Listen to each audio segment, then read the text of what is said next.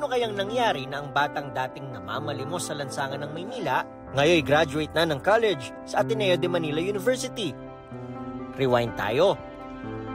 5 years old daw si Eugene de la Cruz na maghiwalay ang kanyang mga magulang. Tumira siya sa kanyang tatay. Pero kaka-high school pa lang daw niya nang palayasin matapos umamin sa kasarian. Namuhay mag-isa.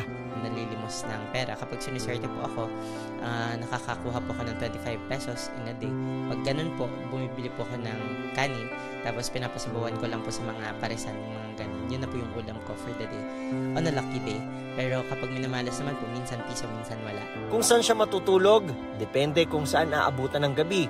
Kapag umuulan po, natutulog po ako madalas sa mga empty jeepneys, ganun, or sa mga saradong malls, sa labas po ng saradong malls. And kapag ano naman po, maayos ang panahon, minsan sa kalye lang po, sa mga footbridge, mga ganun, or sa mga station ng LRT.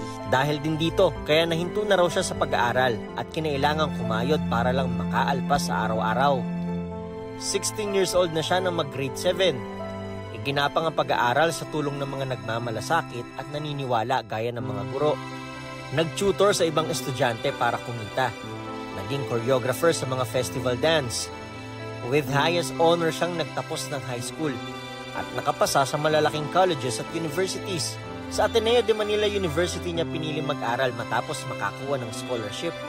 Nitong Sabado, matapos ang lahat ng paghihirap, graduate with honorable mention si Eugene sa kursong Bachelor of Arts in Economics with specialization in Financial Economics and minor in Decision Science.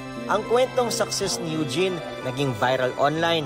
Dati wala kang matulugan, wala kang makain, hindi ka makaligo, and now parang all of those meron ka na eh. So ngayon ko pa ba susuko? Payo niya sa katulad niyang may pinagdaanan, I can assure them is that as long as there are people believing in them, supporting them and loving them, they are bound to do great things. Para sa GMA Integrated News, ako si Nico Wahe, ang inyong saksi.